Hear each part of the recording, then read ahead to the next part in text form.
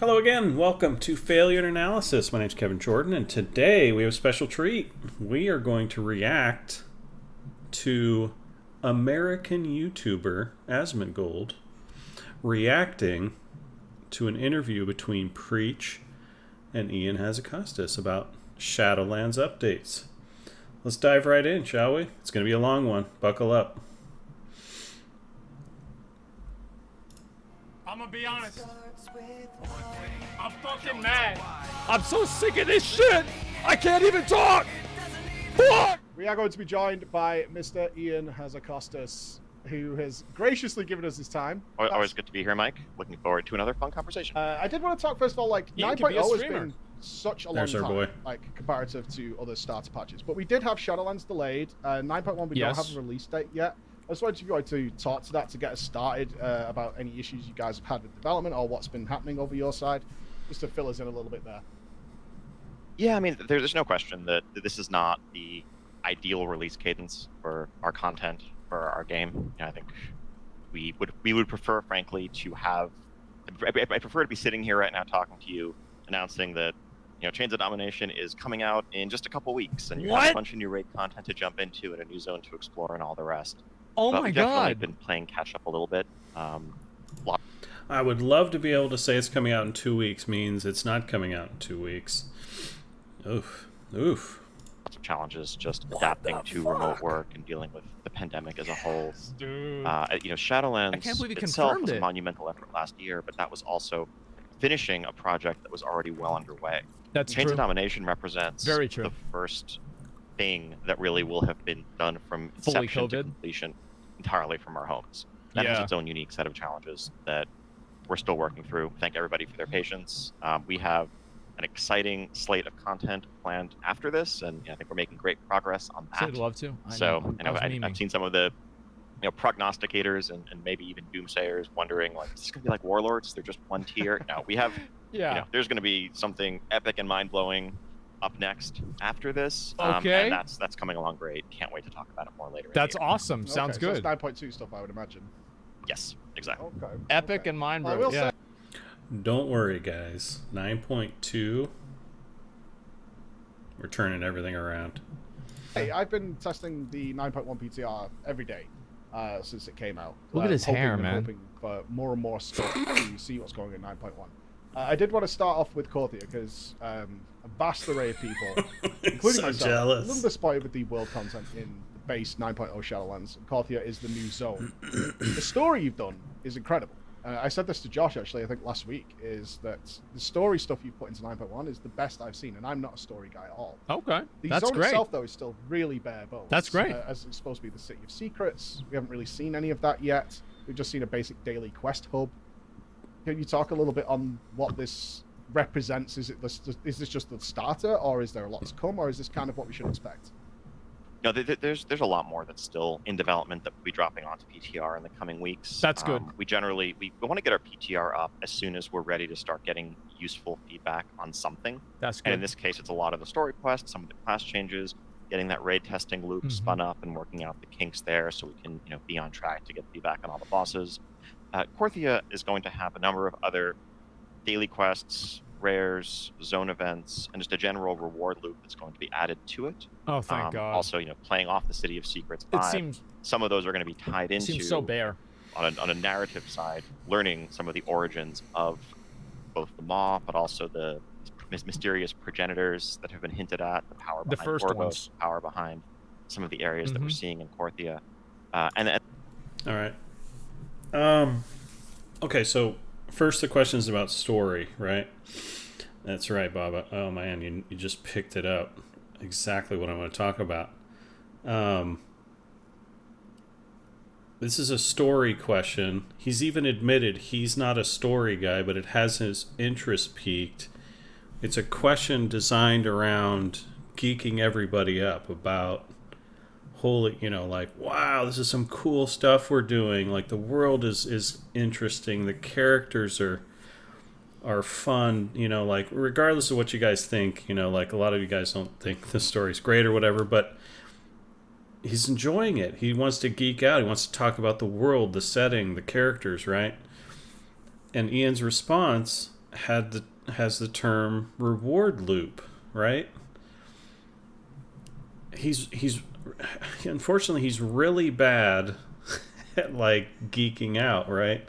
Like imagine Chris Metzen handling, and I hate to compare him to Chris Metzen because that's just unfair, right? But even game designers, like can talk about exciting elements. You can take a reward loop and talk about it in a way that's exciting. You know what I mean? That talks about the cool adventures you're going to go on and the amazing looking items you're going to find. You know what I mean? Like, I worry that it's a window into, again, that sort of analysis side of Ian that just has a real hard time making things sound fun. You know what I mean? And that's a real problem because it's one thing not to be able to talk about it. It's another thing to not be able to design it, design that fun and excitement into the process, into the experience, And that's been one of Retail WoW's problems, So, but yeah, that was a good example there, unfortunately, when he drops the bomb reward loop. And like the other problem is, because we talk about this a lot, but the difference between or the distance between developers and players has shrunk over the years. That this is kind of what some of the players want to know about, I'm so glad Asmongold is so seriously intent on listening to me right now as I'm really impressed with his ability to focus. But you talk about reward loop and that reaches a certain segment of the player base, but it shouldn't be, like that shouldn't be the thing that we're conveying, as developers, right? Like we should talk about the badass stuff we're going to be doing, the exciting stuff that's on the way, not, oh God, reward loop. I'm so excited about the reward loop. Tell me more about this mythical reward loop. Is it actually a loop or is it more of a triangle? It just takes it right out of me. And then rewards-wise, I think we're looking to something like Mana Pearls from Mage Tower as an inspiration. Minus some of the RNG benthic gear that ended up being best in slot for the raid. That's I like that. I thought it was we could probably do without the endless fishing and re-rolling for specific pieces. I didn't care about that. But we want to do a lot more to give outdoor world-oriented players, goals to work towards, and really a more robust gear progression than they've had in Shadowlands at the outset. It felt like kind of Covenant sets subsumed a lot of that space, and there's more that we can do there. So what you're seeing is very much a work in progress, and look forward to seeing evolving Korthia feedback in the coming weeks. What I hear is we tried a different form of Titan forging where you fish for the same specific piece of gear. In the meantime, you're getting a whole bunch of near misses that you consider garbage. And unfortunately, it didn't work, much to nobody's surprise that another variant of Titan forging didn't work. So we're gonna try again. Don't worry, but we'll try to disguise it particularly well. Oh, I am absolutely, and I'm really interested in the gearing stuff. I actually didn't put this down as things for us to talk about, but one thing that's got me super excited in 9.1 is obviously we've seen the Sylvanas bow. Where you're adding new abilities. That's really cool. Weaponry, which has got me excited beyond all recognition. Is that the kind of thing we can expect, or are we expecting procs and things like that? I mean, every time you defeat a character of the stature of Sylvanas, perhaps. I mean, I think that started out as we knew we needed to do something pretty special for Sylvanas itemization, and her bow is we actually considered, should this be a legendary? Should this be an artifact? Yes. The initial version of it, I believe, was modifying a specific ability in a way that was proving almost impossible to balance across specs, let alone covenants. And so part of the thought was like, let's just make this its own thing. And we have the ability, going back to artifacts, to give you a new button when you equip an item. Yeah. It's certainly not. It's not. Don't add fuel to the fire by saying it's hard to balance because of covenants. man, just covering yourself in gasoline, hoping nobody in the player base lights a match. That's not a good idea. Something we see ourselves doing routinely, but it's another fun space to explore where it makes sense. Hopefully they do it sometimes. Yeah. Hunters only then? Oh yes. Okay. All right. Sorry, guys.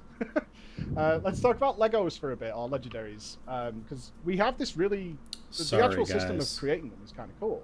You get to choose your own stats and things like that. Yeah, doing now Torghast. We're going into super the fun. living, breathing Shadowlands experience. Legos. You know what would be amazing is if anyone could use the bow, but like hunters, you know, shot it, and warriors, you know, swung it like a two-hander, and rogues broke it in half and dual wielded it. You know, mages shot fireballs out of the staff. That way it would be perfectly even, right? Like perfectly balanced. I think that'd be good. Yeah, everyone has Sylvanas' bow. That sounds good.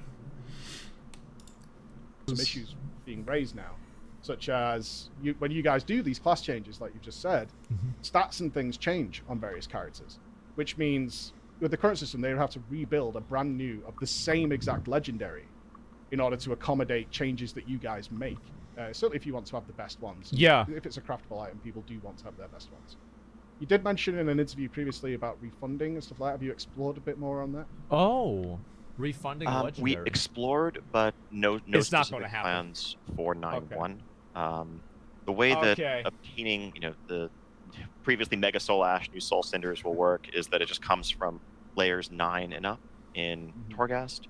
And that's going to be needed to upgrade your legendaries past 235. But given the way that Torghast works, of course, you're also getting the rewards from all the lower layers. So you'll still be getting significant amounts of Soul Ash. So you don't necessarily have to choose between upgrading your current legendaries or making new ones if that's the path that you want to take. We definitely recognize that this is a pain point and are working on a longer-term solution there.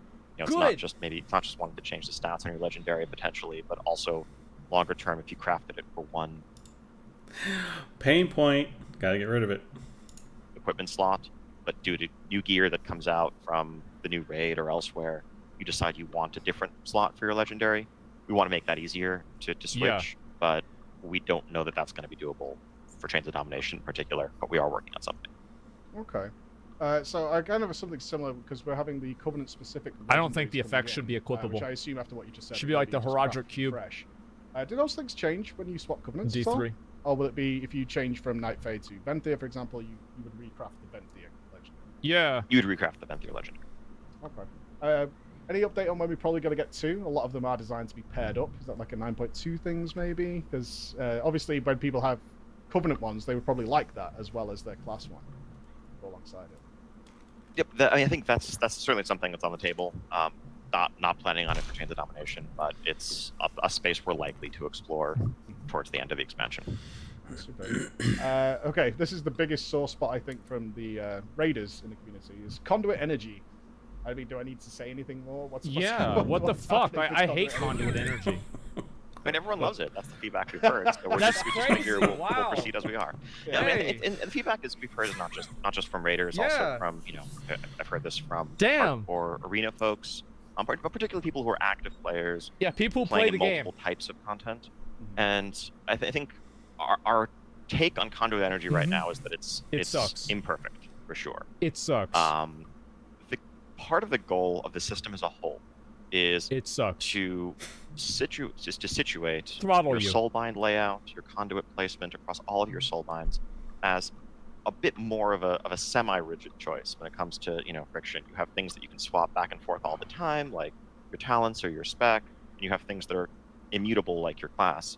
These are somewhere in the middle. The thing we wanted to avoid was yet another system where the routine behavior for most players is as you're doing your farm clear of the raid, you're switching to AoE conduits for Council of Blood, then Hearthing swapping to single target for Sludge Fist, then back to AoE cleave setup for generals, and so forth. And that just becomes an extra layer of this is a game designer problem. This is this is just hilarious. So they don't want the behavior which was so obviously going to be the case when you allow people to switch between fights, or constantly, right? With conduits and talents and everything else, right? Like, why did you not see this coming? It's like you created the system that allows for it, had the content encourage it, and then now you're in this place where it's like, wow, everyone's doing it routinely, so we should do something else. It's just so no foresight. It's not a player problem. Elements of choice inherent in the system. On the flip side of that, it's a game designer problem. If you feel like there's only one soulbind that is viable for you, for multiple specs or multiple types of content, and not just optimal, but viable, where you feel like, you know what, I'm not even going to bother queuing for Arena unless I can have this soulbind with the conduits that I need in it active. That's not something our system currently supports as well as it should. Something we're looking to do over the course of PTR, and this is an area where feedback can help us a lot, is to focus on the soulbinds, the specific soulbinds that may feel mandatory for specific specs. As we're expanding the soulbind system as a whole, adding new rows, adding new tricks. Also really bad. I know you guys are going to hate me for this, but feedback is not going to help them with this, right? Feedback is going to tell them we want to be able to switch to everything whenever we want, so that we can go from minute to minute with the most powerful thing is at all time, right? That's the feedback you're going to get. Is that useful to you? It's not. It's not going to be useful. It's just going to push you further down this problem that you've just identified 2 minutes later of people routinely doing exactly what they want to do and you don't want them to do, right? So, just further adversarial, relationship between players and the dev team because they've painted themselves into this corner. And the reason they're in this corner is because they've historically done things that make everybody's life easier, right? And so they just want more. They're going to continue to want more. And every time you try to change something on them, you introduce a pain point, which then has to be removed later because everyone reacts exactly how you'd expect to a pain point, which is, ow, that hurts. So, yeah, chasing their own tails at this point. Real bad. Great.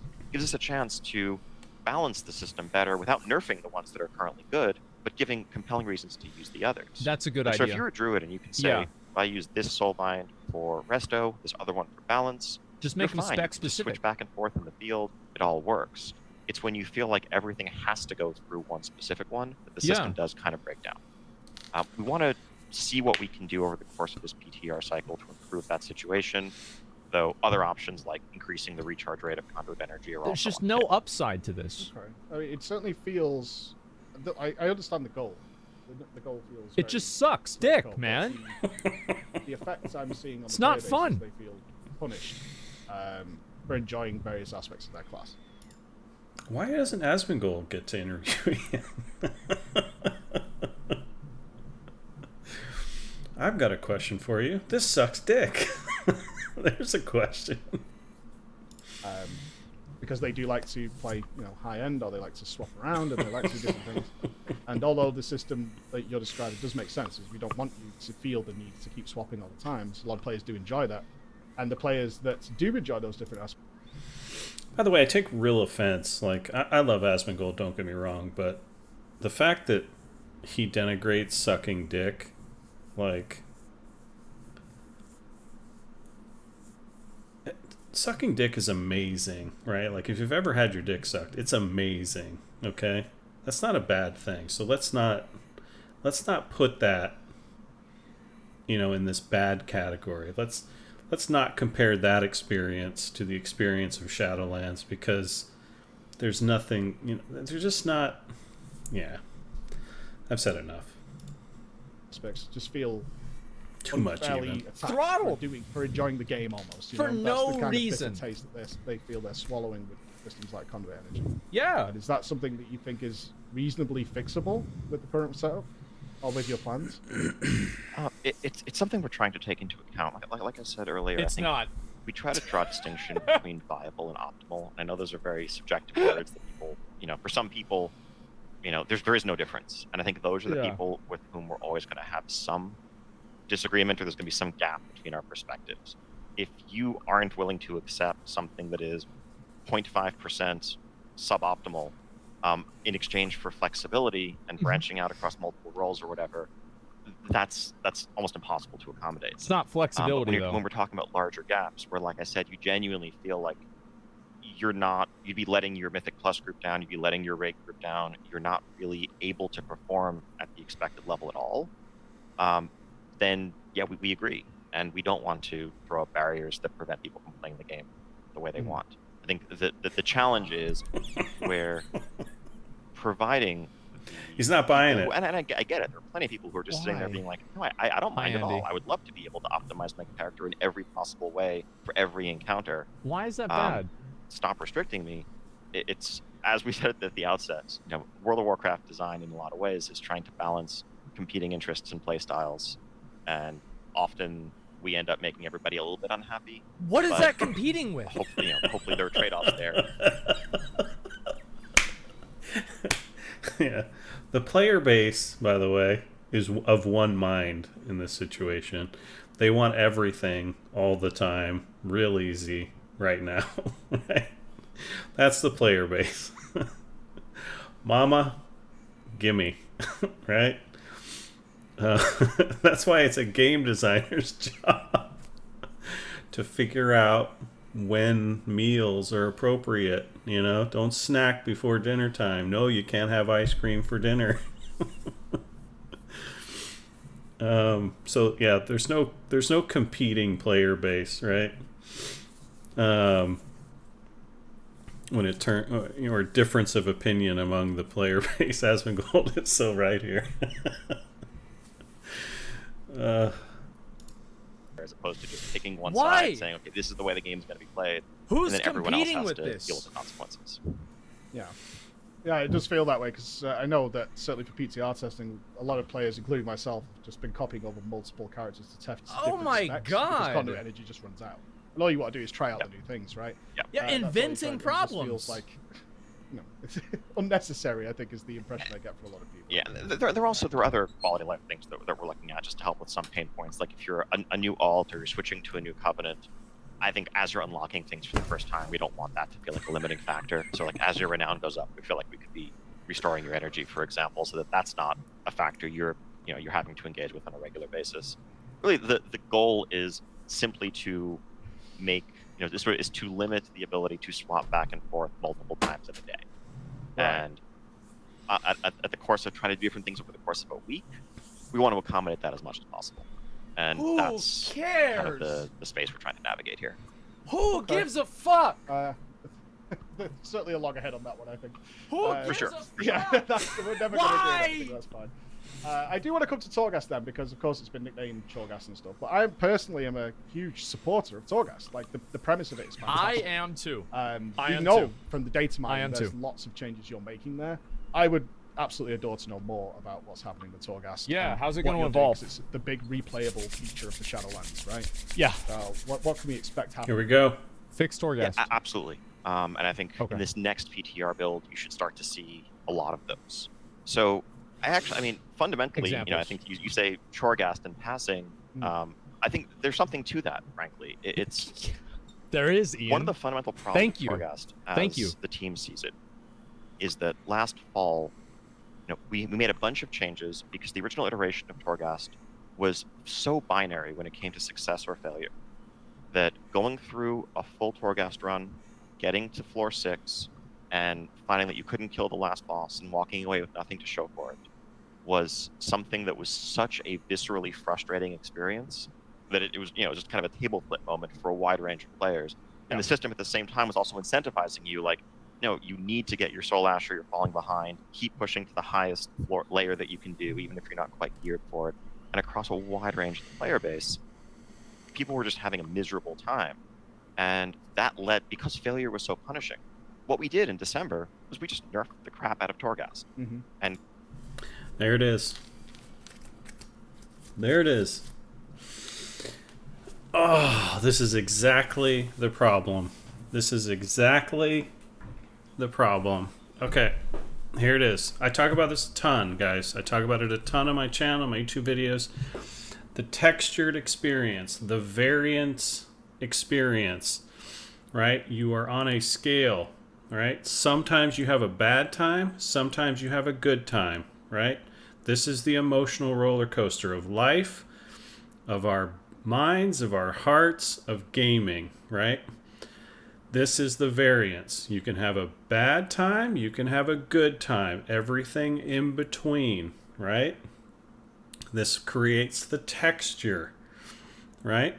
So what he's talking about back in November, right, is that people were having an experience and it was varied. Sometimes they would have a bad experience, sometimes they would have a good experience. And he's calling that a binary experience. So what is his response? Which is a total misunderstanding of the texture between good and bad. He's calling that binary as if there's only 0 and 1. Right? And he does not understand the texture between these two things, right? And so what has he done?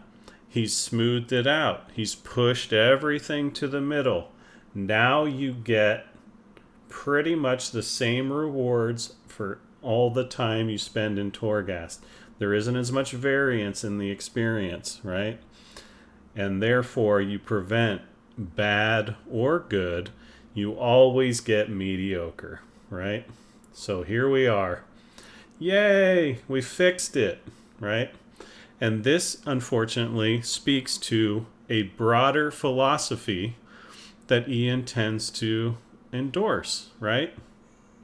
He tries to take any experience that's outside the norm, outside of the mediocre, good or bad, usually bad, right? Because again, this is where the pain points exist. And he's like, oh, we got to get rid of all the pain points. But in doing so, he also gets rid of the joy points, right? And everything gets pushed to the middle. And you're back to what he thinks is good, right? Like, oh, if you get rid of all the bad points, it's going to mean there's nothing but good points. But that's not actually how the human brain works. It's not how the human heart works. That's not how gameplay is created. Gameplay is a constant interplay between good and bad, right? To create a varied, textured, emotional experience, right? So he pushes everything to the middle and he ends up with mediocre and he says fixed, right? And this is the root of one of Ian's major flaws, right, in the outlook of the gaming experience.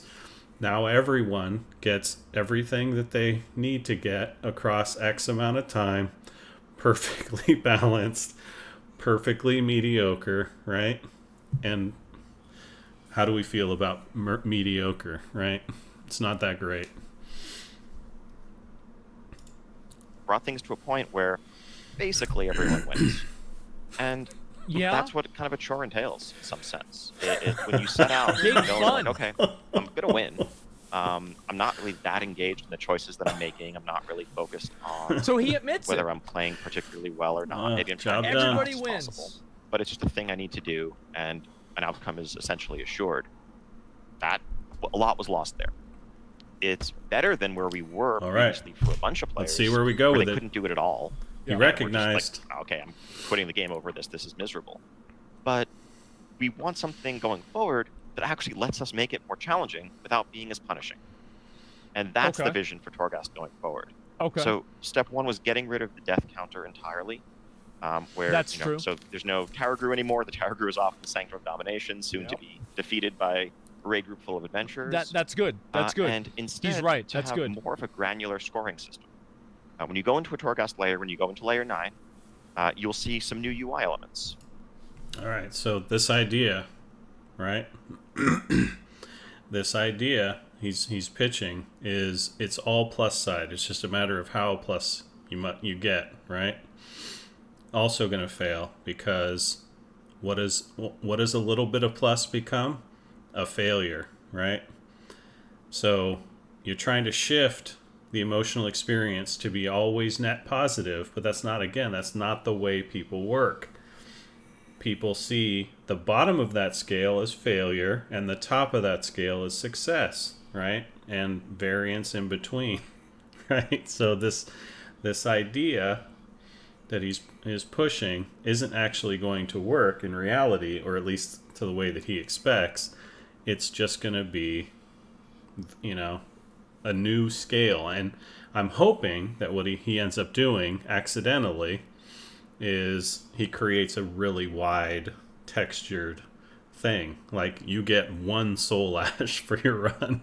There you go. Positive. That was awesome. Well done. You just spent 45 minutes or whatever, and you got your 1 soul ash. No, that's good, right? You feel good. You got a soul ash. What's the problem? And everyone's going to be like, that is dog shit, dude. And then they're like, well, here, the next time I run, I got 100. You only have 19 minutes, right?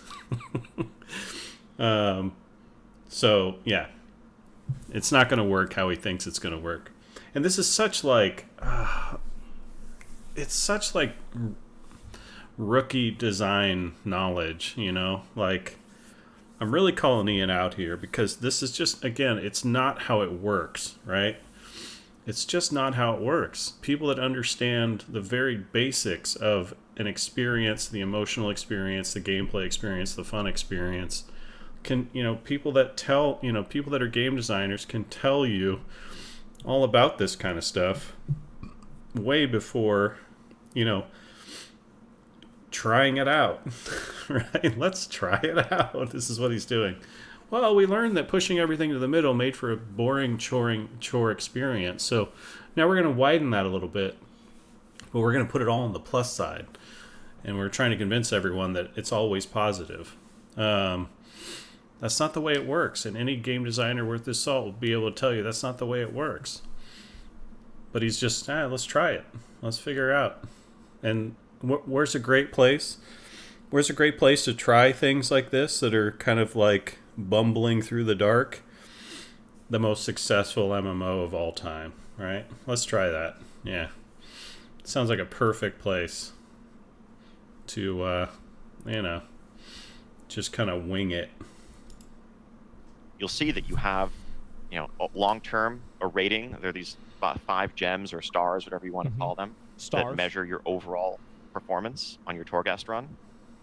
There is a meter that is measuring your activity. It's kind of like, think of like being on a hot streak in a game like Guitar Hero or whatever, where if you're moving quickly, you're killing stuff, you're getting bonuses and racking up perks like Devil May Cry, the different you want to ratings. balance. Are you avoiding death? Are you being efficient? Are you exploring I like the floors?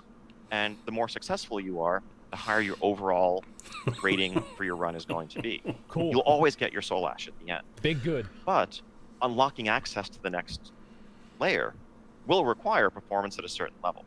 Similar to Mythic Plus there, right? If you think back, if you think to Mythic Plus. Can they put like a heart monitor on me? Can that be the measure of success? Is if my heart rate goes above, a sweaty 85? And imagine like what Mythic Plus would look like if you leveled up your key, no matter how long it took you to clear the dungeon. That would have led to a place like what Torghast was at the start, where you're talking about the degenerate playstyles you were worried about. Right. Where if you can imagine, it's like, okay, you're going to spend 2 hours slogging your way through meticulously, finishing an 18, and then okay, time to spend 2.5 hours doing the 19. There's value in having performance matter, but always giving people an experience that's roughly suited to their skill level. You're never going to go into a Torghast run and feel like you leave with nothing. You always have your soul ash. The other piece that we're adding what about after is you one do of it once? One of the most traditional elements of roguelike or roguelite games, which is a separate meta progression that is specific to Torghast. Yes. So sort of a Torghast-specific talent tree. Yes. Yep.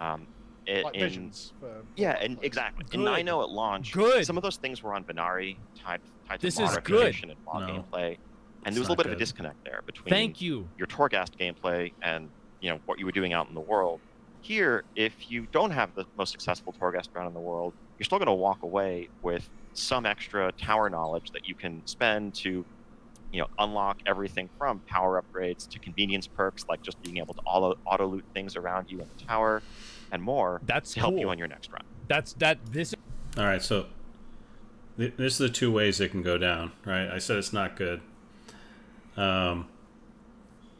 This is the way it's going to go down. Everyone is excited about meta progress, right? Like, you'll always get your soul ash, don't worry, right? So do I get, at the end of the day, at the end of the day in a Torghast run, do I get a lot, or do I get more for performing well, or do I get less for performing poorly?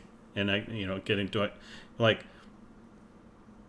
do I need to perform at all? Like, can I rerun the first 5 levels 100 times and get 1,000 soul ash? Or do I need to get to the highest levels in order to get to 1,000 soul ash, right? Like, what's the faster rate? Because he's talking about, like, oh, you get your soul ash, don't worry. Like, that's the thing you just always get. But there's other things, like he's mentioning these other things. You get access to this and that and the other. It's like, okay, so I still need to get to the higher levels to get that stuff, right? Which means I have to perform to get there. Because if you're saying I don't, I can just rerun the first 5 levels, and it's the same as somebody next to me who's doing awesome at it and getting to really high levels, right? Then is that what you guys want? Is that what you're finally happy with? Like, that performance doesn't matter in the game anymore? It literally just is time spent on the treadmill equals calories lost or calories burned. Doesn't seem like that's what you guys want. It sounds like you guys, still want performance to matter, right? And so if he designs a system where performance matters, there's going to be a scale. There's going to be failure and success, right? Hopefully that's a really wide one that says guys who perform get more success, guys who just phone it in don't get shit, right? That's what you want. That's what you may not realize that's what you want, and you may not realize how to design the game to accomplish that, but that actually is what you want, right? And some of you realize that. But what he's talking about is, again, dangerously close to, like, well, everyone always gets their soul ash. Doesn't matter how good you are at the game. And we're also talking about additional perks beyond soul ash. And again, that's what is going to matter that's what's going to matter to people, right? Because if soul ash is just handed out, like, no matter what you do, then no one will care about soul ash, right? Soul ash will be the least of the things that are pursued, right? The new things that everyone's going to pursue are going to be whatever those extra things he's talking about is, which will require performance, right? So again, it's like he's circling around understanding the true game design elements, the philosophy. He doesn't really understand how to design an experience. He just keeps rotating around this basic idea. We tried to put in performance matters, and some people couldn't quite cut the mustard, so now they're upset with us, and that created pain points. So we got to eliminate the pain points so that everyone can always perform and feel satisfied. And oh gosh, well, now we're back to a mediocre experience in Chorecraft or Torghast, because everybody, it doesn't matter if you're good or not, they're just getting their rewards for time, and then, oh gosh, we're right back where we started. Okay, well, let's try again.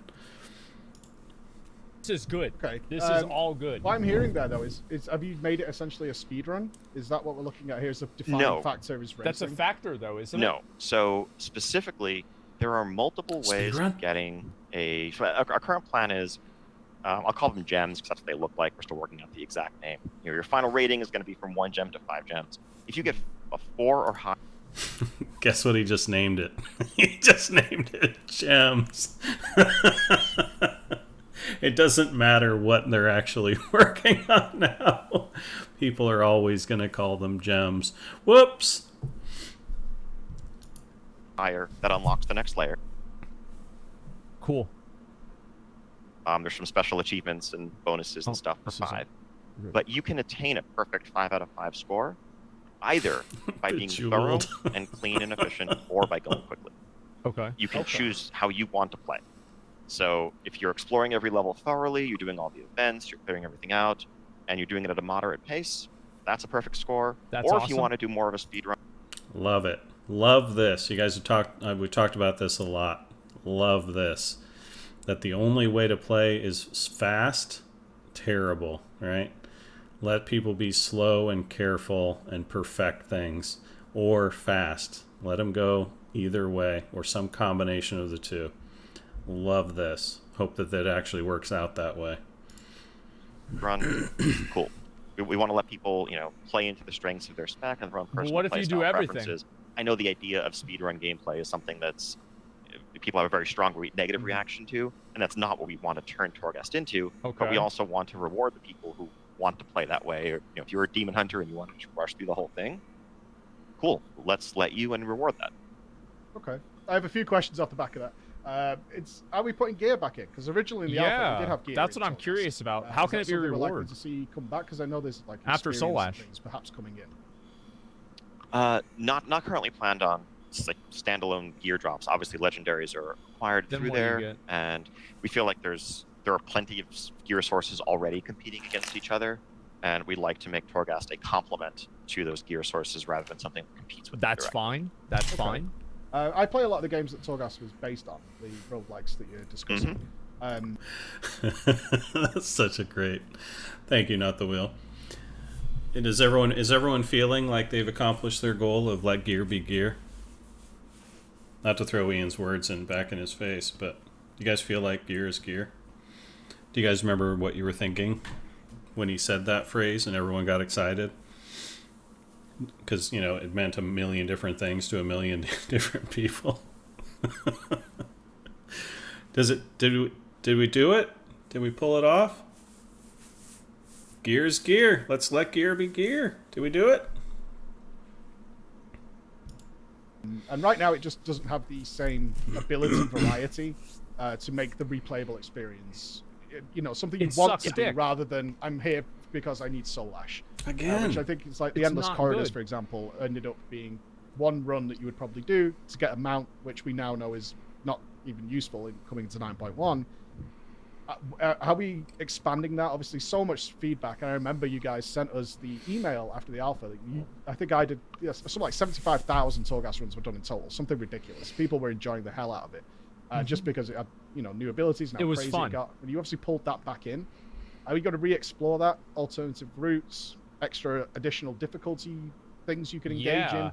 Anything along those lines that we do see in the normal roguelike world? We have to know this. I think Please. certainly looking to add more powers. There are also extra, more randomized modifiers to the runs that you'll see when you get in there. Both some negative, kind of like Keystone Affixes, sort of, but also perks that are known as blessings.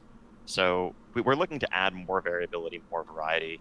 I think our focus in Shards of Domination, in Chains of Domination, though, was revamping the basic scoring system and progression, and then we want to build on this new foundation. We want to make sure the foundation. By the way, the next expansion starts with shards. I don't know if you saw that slip there, or not the expansion, but the next, 9.2 will be card shards of something. Solid before we continue to evolve over the course of the rest of the expansion. Okay.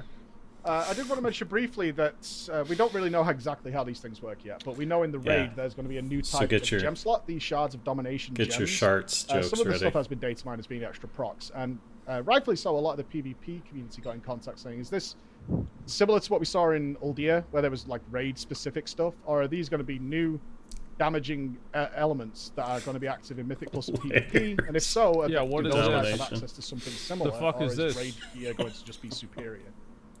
So the data mine Shards of Domination stuff is very work in progress. That's not a final design. I think there's a lot of, if something isn't visible on PTR, we're not talking about it. They're often discarded ideas that still remain in our data files. So are you But we doing it are or not? looking at some form of unique bonuses and progression within those bonuses when it comes to Sanctum of Domination gear.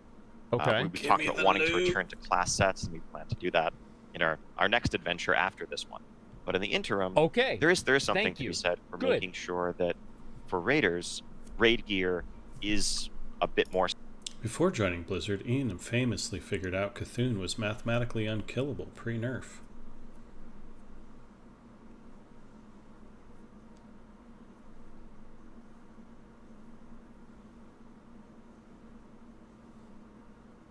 Is this still true? Is this still... Did he prove it? Did he?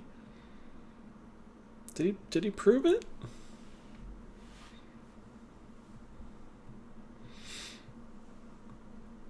Did he just nerf Cthulhu without any real good evidence? Before joining Blizzard, Ian famously convinced Blizzard that Cthulhu was mathematically unkillable and therefore got it nerfed. Special for the content that they're doing as compared to Mythic Plus gear or other places. This is good. So this is good. We're looking at ways of adding bonuses to All select good. pieces Math of is gear fun. that you earn from Sacred of Domination, and leveling up those bonuses by doing the raid itself, exclusively doing the raid itself over the course of the tier. Now, some of these bonuses may only work in the raid. The general goal is for them to be far more effective in the raid than outside. There may be some additional power that's added, but that's not in Like Benthic game here. wide. But that's not terribly different than unique, raid trinkets or procs on items or things that are Okay. slightly better. Mythic Plus has a bunch of really cool items in that space too. I'm skeptical. Okay, I'm going to give you an idea. I know this is about this, but I'm going to throw out an idea for you here. In classic TBC, not in classic TBC, just at some point, I would love to see them put in pre-nerfed Cthulhu into classic, right? That was mathematically unkillable, right? And instead of Cthulhu eyeball, it should just be a big Ian head. What do you guys think? And then we can see, maybe he opens his mouth and the beam comes out. I don't know. But you guys play with the idea. And let's see if it can be beaten. Cool about PvP item this. level system for PvP, we feel confident that that the extra 13 eye levels that you get in PvP content from the Conquest gear will keep that gear the all-around best for that type of content. We're trying to get to a space where there's a wide variety of gear available at endgame, but if you are a raider, you're primarily interested in the raid gear and complementing it with other sources. That's what makes sense. If you're sense. a PvPer, you're primarily interested in the PvP gear and complementing it with a couple of other sources. And that I like the complementing part. I really do. I've always believed in that. You don't get everything out of raiding, everything out of PvP. If you want to be best in slot in all your slots, mix it up a little bit. You don't have to, but it does mean you're going to have a little weaker equipment. Not much, probably not significantly, if you look at it from far enough away. But to each person that wants to be the very, very, very best at whatever it is their core thing is, they got to mix it up a little bit, You still get the majority out of your core thing, but you got to mix it up, go other places. So I love that idea. Always have. That's kind of how you're proceeding. Okay. I can't avoid this now. What do you mean by class sets exactly? I mean, good old. Hey, it's a raid zone. There's a rogue set. There's a warrior set. There's a mage set. Thematic Do they carry art any accordingly. bonuses? I mean, that's presumably part of sets. I mean, I think that's what I heard. Okay. Awesome. All right. Class sets. Woo! Exciting stuff. You mean they have an artist who had an idea to make a good-looking class set? I don't believe it. I thought they were all out of ideas. I thought you didn't have any artists that wanted to make awesome-looking stuff. That's great. I'll take that. I want to move on to some bigger topics with you while I've got That's you. really, really good. I'm Sure. happy they're bringing that So back. the last time we spoke, we had some big conversations, and obviously your time is limited. But now we've seen the metrics on how the Covenant's played out. Are you surprised by how players made their choice versus what you hoped would happen? And just Please don't tell me you're surprised, Ian. Feeling now. I swear to God, if you tell me you're surprised. Further in this direction with people making these kinds of choices. Don't you fucking say it. Have you changed your mind based on what the player base Why wouldn't he say he's surprised? I mean, really, our goal is for everyone to be a Night Fae, so we think that things are proceeding wonderfully, and eventually we'll achieve our goal of fairy dominance by the end of the expansion. Remember when developers couldn't talk about, even jokingly, their Horde versus Alliance bias? That's what I remember. It's a good joke, though. 8% of them are Night Fae. Okay. There's ongoing balance there. This is the furry agenda. Is also a chance to do some of that. Overall, though, I would say we're really happy with the Covenant system as an expression of Shadowlands, as an expression of the identity of Shadowlands, these 4 distinct realms, narrative paths, what does that matter? And as much headache as it's caused, I know, to portions of the high-end community, we've heard a wide range of feedback, very positive feedback about the feeling, the choice, about the feeling of identification with the Covenant, particularly across alts. It's something that largely, if I could go back in time a year, we would proceed down the same path. Now, that's in no way to say that, okay, this is the thing we're going to do in every expansion going forward. I don't think so. I think this. Why not? You got good feedback. The high-end crowd was grumbling. Isn't that what you want? Where do you want the pain points? Where do you guys want the pain points? Do you want the pain points hitting the 1% at the top? Or do you want the pain points hitting the 99% that aren't at the top?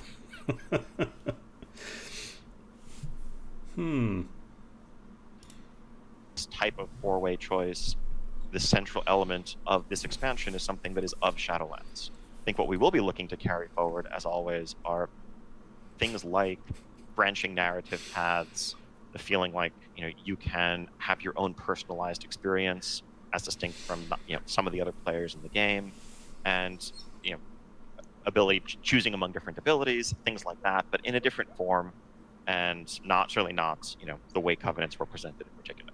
Yeah. Okay. And how do you feel, like, especially with 9.1 story, which we played through, it seems very much at odds with the Covenant system as a whole. How are you guys sort of dealing with that internally? Is it just kind of a gloss over? I mean, we're all working so closely together now that I don't want to belabor the point, but it doesn't seem to fit into the game at all at this point.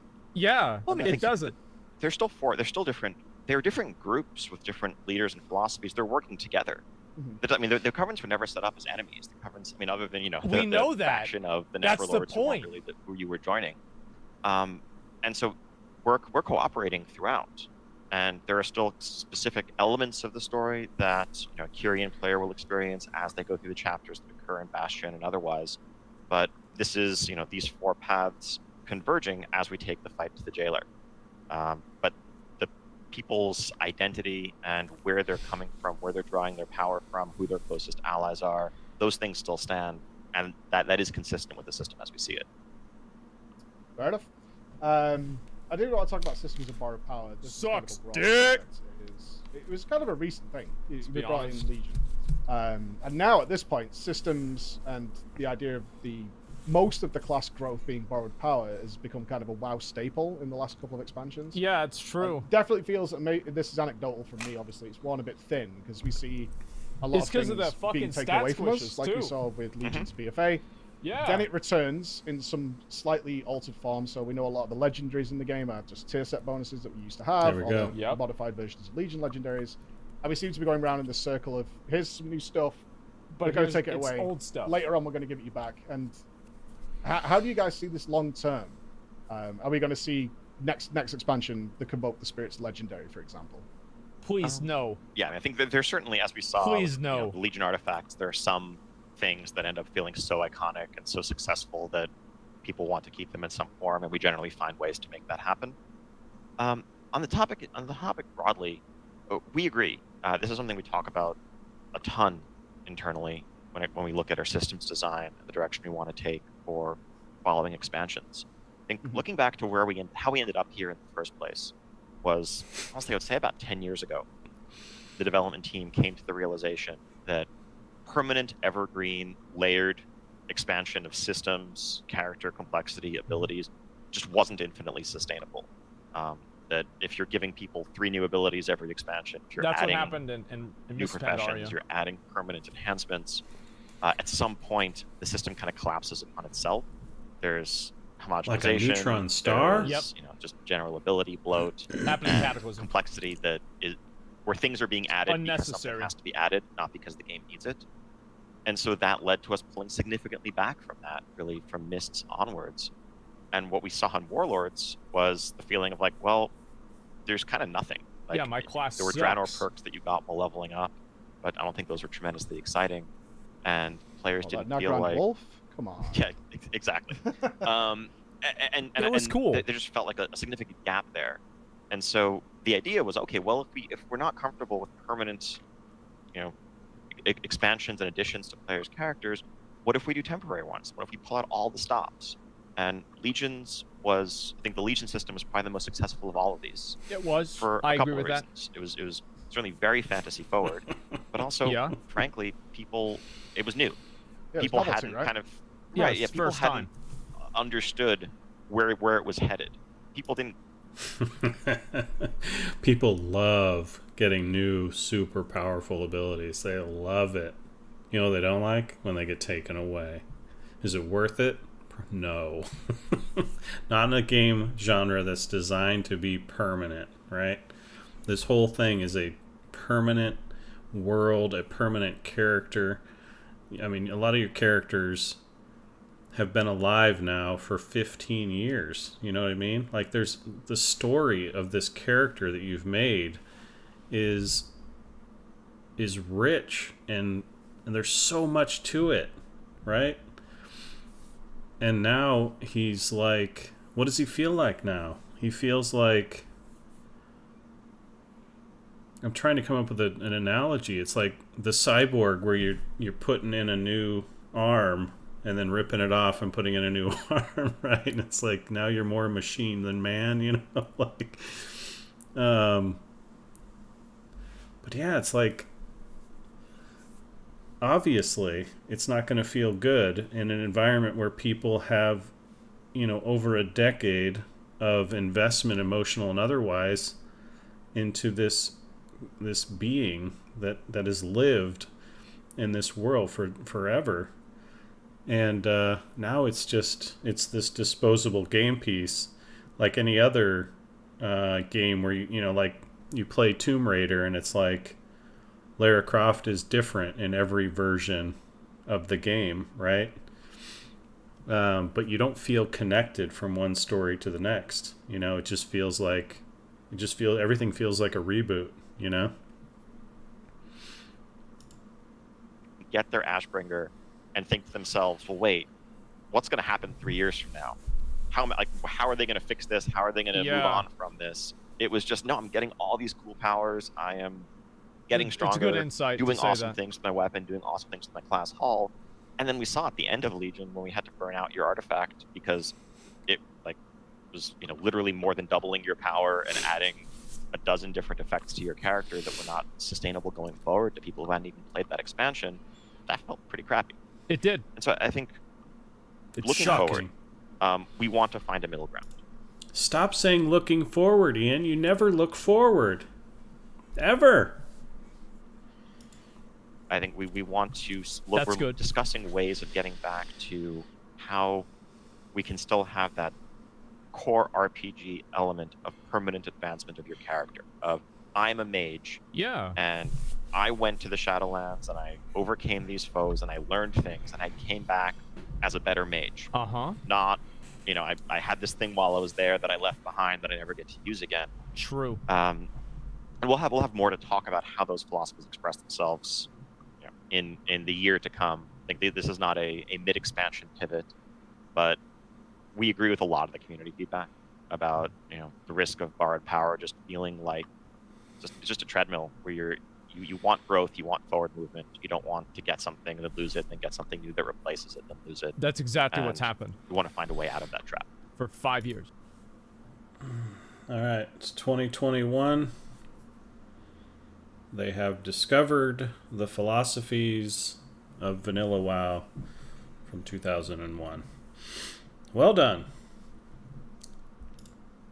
Well, it feels like you're going in the opposite direction now, right? Because you're now bloated with borrowed power things. 20 years. The same vein as like making all the legendaries, is there's so much stuff now of the 3 expansions that's been given and then taken away, is that now there's a huge array of things. And there's certainly the problem we had coming into BFA when you started saying, okay, we'll put some of these into the talent trees. Is that, yeah, but we had both of those originally, so it was much better. Take it away, give it back, then they're happy again. I want to talk about the fear you guys expressed, and I remember the discussion that you brought up earlier. You can't just keep adding new talent endlessly. It's just not going to work. And you said you're fearful of how that would look. Would it be a blade storm that fills a raid by the end of it? Yes. Things like that. Are you still having that fear, or is that something you're willing to relax on in order to add in these features long term? I think we have. I mean, I think the answer is both. We absolutely have that fear, but we have to be willing to relax it a little bit and engage with that fear to some extent. I think the concern, and I can speak to this firsthand. A dozen years ago, I was a class designer working on classes and trying to come up with, along with doing counter design, trying to come up with, okay, what are the new Death Knight abilities going into Cataclysm? What are the new rogue abilities going into Cataclysm? Fuck rogues. And a lot of the time, you had well-rounded classes that didn't have clear things they needed. Yeah. But just, there's an obligation that, okay, we're adding 5 new levels, 10 new levels, we need to give them 3 or 4 new abilities.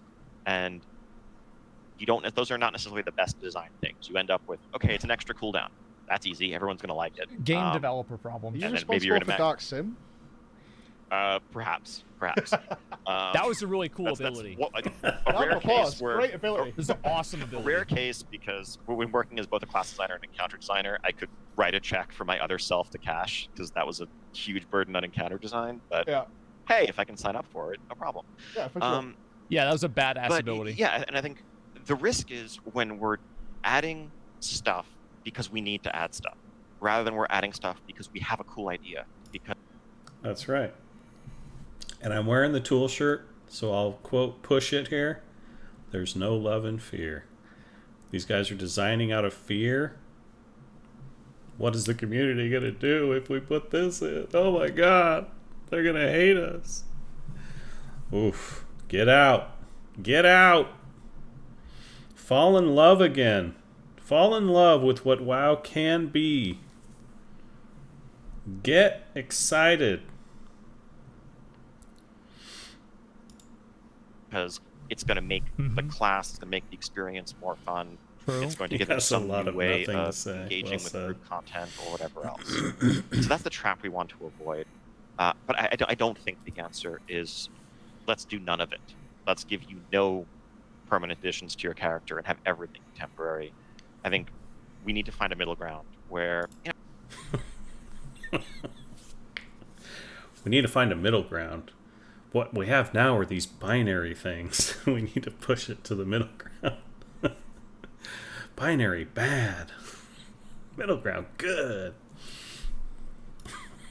And we've always had borrowed power in some form. I mean, we talked about set bonuses earlier. The gear and sets were like the original form of that, right? Yeah. You have extra things that modify your rotation, that modify the way your character plays.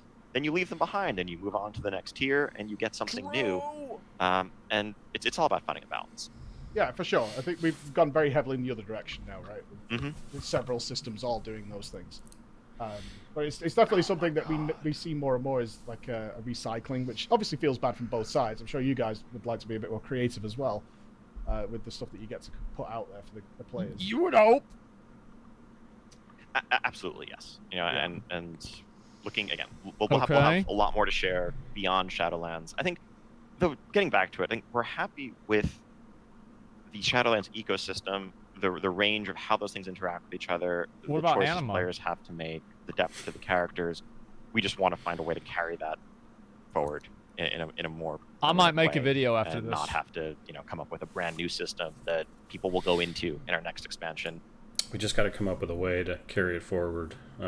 We didn't find a way, guys, to carry it forward, so it's all gone. already beginning to ask and knowing that it's going to be temporary and that they're going to have to leave. I might make a video after this. Okay. Like, this is crazy. When reviewing, like I say, we had over 1,000 questions come in for this, and a big chunk of that was about item levels and power gains and things like that. So I do want to address with you is that the power inflation currently in the Shadowlands is pretty extreme in a very tiny band of item levels. So what we've ended up with is a kind of strange situation where people are reaching, say, 200 item level. A Mythic Raider is just 20 item levels ahead, yet they're doing multiple times more damage. Yeah. Which is doing two things. It's making people feel that this item level 200 gear that they're getting is absolute trash, worst thing ever. And at the same time, we're seeing these raiders who are just, and PvPers as well, who are just skyrocketing and makes a lot of players feel like they just have no chance.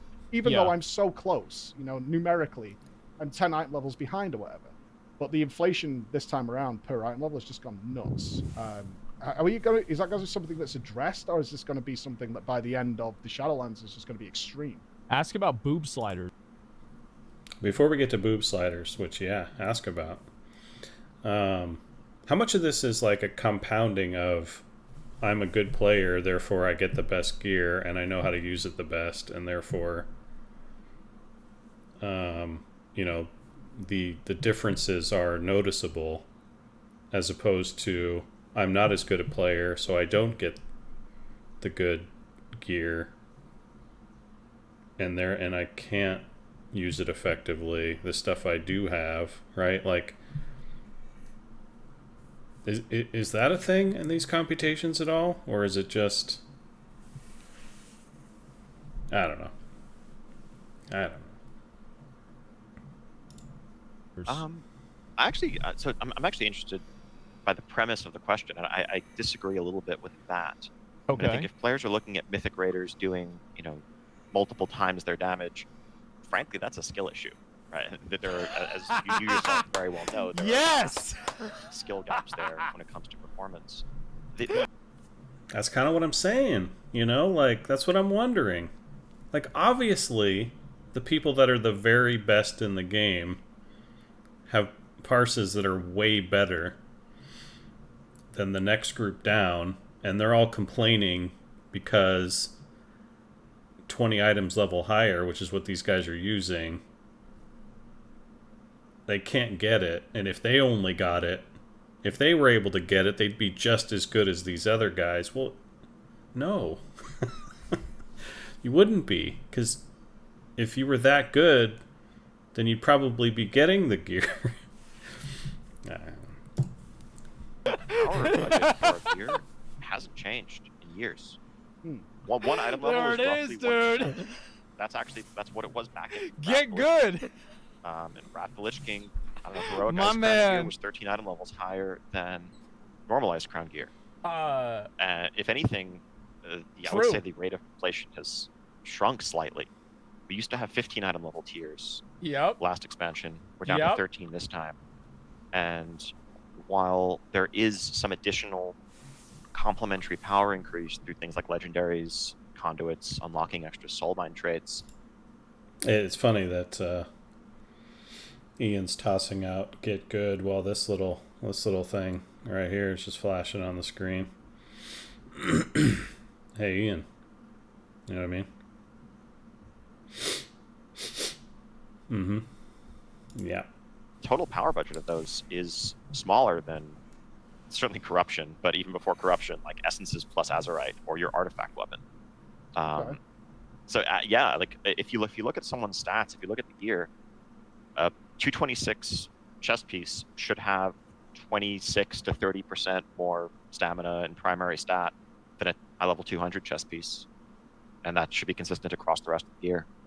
Yeah, I'm not sure that's what we're seeing happen even with skilled players going from, say, heroic to mythic. It's certainly, I mean, it could be again, it's a gut feeling looking at it and looking at the numbers, and there may be skill issues there with people. Hashtag do the math. There are, but it certainly feels when we're clearing raids that the item level bonus we're getting now is very extreme. It's comparatively in terms of larger. the actual output that comes along with it.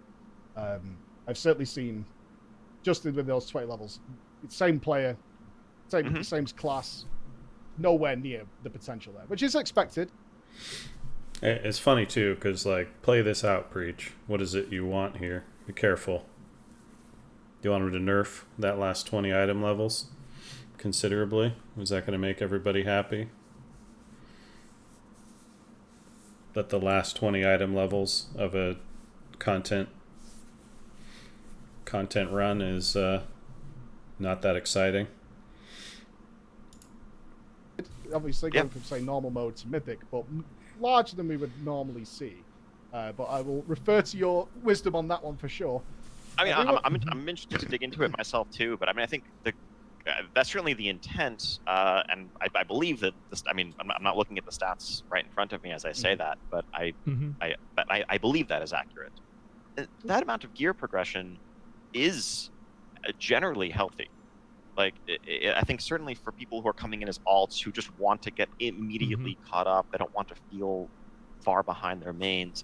There's a natural desire to want to bridge that gap as quickly as possible.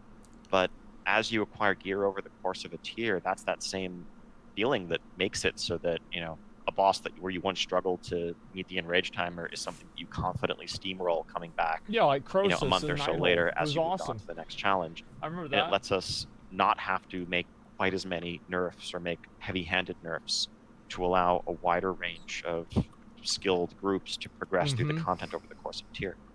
True. Okay. I want to transition that slightly then and talk about that 200 iron level to the alt character experience. Because obviously, during the announcement, it was the alt-friendly expansion. Yeah. Now, again, a little anecdotal, but it's certainly a view that's shared by many, from what I can tell, is there's this weird process of getting a character ready at cap. Getting everything in place, repeating the campaign you've already done. Is certainly if you're playing the same covenant again, recollecting conduits, legendary recipes, starting to go into Torghast again. There it is. And it mounts up into quite a daunting hill to climb over before you feel a character is quote unquote ready, because you can jump into stuff, but you'll be missing certain elements. And I know for me, it's been off-putting. I've just capped 12 characters, and I was looking which one I have the solution to this. With him. I have the solution. Especially Renown. To the point where I didn't want to play them. I wonder if that's something shared with you guys about these sort of checkboxes you have to deal with fresh characters, or if you're quite happy with how the catch-up system. I literally have $1 in my wallet. It's embarrassing. Mixed feelings, I would say. I mean, $1. I think we're happy with how the catch-up for something like Renown is working. I'm not getting the both gear. For new players and alts. I think, you know, you can switch covenants, you can have a new 60 and just play normally and very rapidly go through the tiers that, you know, obviously took people months to traverse initially. Depending on which ones you're going for, you know, some legendary recipes. Obviously, it doesn't help if you have different classes, but the legendary recipes are account wide. Have $2, yeah. I think so. There are areas where we can improve for sure. Yeah, I think when playing alts, part of the thinking was it's certainly a good excuse for many people to try out a different covenant. If you're playing through a different covenant's campaign, it's a much fresher experience. I'm sure. If you're replaying the same full campaign that you've already done, that's understandably not something that a lot of people are going to be excited to do multiple times. Yeah. Torghast and Soul Ash acquisition as well are something that, you know, does not scale as well as it should. Doing chores again across multiple characters. The thing we want to be wary of at the same time is this always gets back to the dilemma of. Again, my advice to you, to all of you, if you're playing WoW and you're leveling an alt, and it just feels like a giant chore, you should unsubscribe. Yeah, that's my honest. I'm going to be your life coach just for 5 seconds. Unsubscribe. Just call it a day, man. Just call it a day. Play with your main character as much as you are having fun, and then call it a day. Play other games. There's so many good games out there. Play some other games. Come back later when classic TBC is out. They're trying to please different audiences with conflicting goals. You know, I think certainly you and many of the folks listening to this right now probably see alt gearing, alt progression as a means to an end, where the end is what they want. They want to queue high-rated arena with their friends. They want to push high keys, and they want to, you know, they want to level up a different healer or a different tank to run keys with their friends. That's why we want to do it. They just want to get there as quickly as possible so they can do the end activity. There are tons and tons of other folks who play alts because they've stalled on their progression on their main, and they want goals to work towards, and they want to, get their item level up, they want to earn new powers, earn new things, then when they get to that similar point where they have to go into the immediate dismissal from Asmongold. That kind of player is beneath my boot. I wouldn't piss on that person if they were on fire. more organized content to continue progressing. No one they levels switch them to a new all to do character. world quests. And so if we're completely shortcutting that and removing the progression for alts at an account-wide level, Nobody wants we're actually potentially destroying a fairly significant playstyle for a different group of folks. And again, I know that a lot of people are probably listening to this being like, he's out of touch and crazy, no one enjoys that. I promise you there are plenty of people who are all about the journey. And oh my god. He said it! He said it, and I agree. God bless America. We did it, guys. We did it. We acknowledged the previously subhuman player that actually enjoys the journey. They're real. Not a Sasquatch. It's a real person. What I find shocking is that they're playing Shadowlands. I'll have to think more on that. And if we just said, no, there's no journey anymore, you just skip to the end. That's not what we say. That's not what we want. That would do them a significant Don't disservice. want that. And so that's what we're trying to juggle here. Yeah, I mean, I know in terms of skips, the ones that I need to specifically mention because it was asked a million times. More skip for the start. Obviously, Yes. we're playing the intro. And as you just said, if it's an option to skip the Covenant campaign if you've already done it to get the soul binds unlocked. Those are the kind of... they're not long either. I don't want to come across as this is a massive inconvenience. It's really not. It's not a big deal. It's just very tedious. It's annoying. And very uninteresting to replay that story. Because the stories are very good, but doing it again and again, that's the problem. I agree. That's something that I'll definitely take back to the team to discuss. I mean, it's the same way we have the Threads of Fate mode that lets you open-endedly, get 50 to 60 rather than playing through the exact same linear content again. We know that, narrative content is a centerpiece of the game, but playing through the exact same piece of narrative content multiple times. You guys want to... So, I have a unique perspective, obviously, as a game developer. So let me tell you how that meeting is going to go back, or it's going to go down.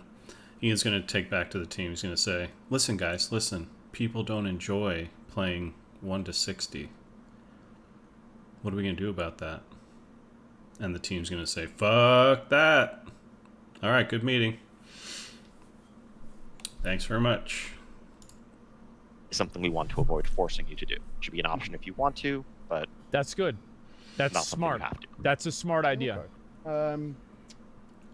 I want to move on to some nerdy questions now. But Okay, it's good. become more widespread, of course, with the MDI being available and all Yeah. the things people are seeing there. Congratulations to Echo, by the way. And healer DPS, They because cheated. this has been going on for a few years now, is the discrepancy Anybody has that does become more keys than so me, it's large cheating. that genuinely, if you bring those high DPS healers, your raid is just so significantly easier because it's like you're bringing extra DPS characters as well. Yeah. It's like you're playing with more than 20 men, what is the situation Holy Paladins internally or with yeah. that? In terms of, I mean, more to the point, there's some. I know several people who've quit because they're like Resto Druids because they're just not able. They just feel like a waste of time compared to these other characters. Yeah, this is definitely something that we're discussing. Solutions can be easier said than done without gutting specs or existing playstyles in the middle of a tier or in the middle of an expansion. But I think both Holy Paladin and Disc Priest are obviously discussed a lot. The big factor is healer. It's not just healer DPS; it's free healer DPS. Effectively, I think being able to trade off between damage done and throughput. Wow, what a shock that the only thing a character brings is his core competency. And once that's totally maxed, then they have a secondary competency that's another character class's core competency. And now they're measured only on that thing. And now that's what gets you kicked out. Pretty soon it'll be their ability to off-tank. And then it'll be measured on that. But we got those 3 things, and that's all anyone ever brings, are those 3 things. So there's nothing else to judge anyone on. and for some reason the solutions are difficult to come by. Is interesting. We obviously want people to be able to solo as healers, do things like Torghast as healers if they want. And in situations where there isn't significant HPS needed, doing damage is a way that you contribute, and that's a mark of a skilled player. I think the tricky part is when your optimal healing throughput also gives you a bunch of damage. Disc was designed around that. And the trick there on our end is, and we've been more or less successful at this at times, often less successful, dialing in disc throughput so that they are useful, often invaluable, but not all around the best without weaknesses. When they are topping healing meters and also contributing the damage they do, that's a big problem. It has to be a hybrid. Things like reining in Spirit Shell and the rest of their kit is trying to move a little bit in that direction, both in 905 and 9.1, where a Holy Priest should give more overall throughput consistently. But when you bring a Disc Priest, well, their absorbs can be truly irreplaceable if they let you survive mechanics that you otherwise wouldn't be able to. And then, of course, their damage is their damage, while still giving them enough throughput to be able to manage a dungeon or other content if they need to. Holy Paladin's a bit of a different case, where I think they are a larger problem. Some of that is, some of it's Ashen Verdict stuff, but I think it's also that it's OP. One of many playstyle that is one of insane. Many has become kind of the default and the highest throughput playstyle. Having the option to spend the fight in melee range, spending a third of your GCDs on like Crusader Strike and Judgment, that should be an option for a Holy Paladin. But the fact that it's the best way to play a Holy Paladin, I think is not ideal. And if you had to trade off healing throughput to do that damage, that would be a better space for the spec as a whole. Again, none of this is about I agree. Making Holy bad or nerfing them as healers. It's having them make more of the same choices that other healers have to make when it comes to damage or healing, not just free damage as I'm healing. Yeah, it's just something I know has become a much bigger deal year on year. And there are certain classes, like playing Mistweaver, you can talent fully into doing melee healing, yet you feel like you're doing 10 times as much work as a Holy Paladin and getting absolutely nothing for it. While weaving it's just it's imbalanced like that. And that's all there is to it. Those guys just feel like, what's the point? It's imbalanced. If I'm going to have to compete against this level of thing.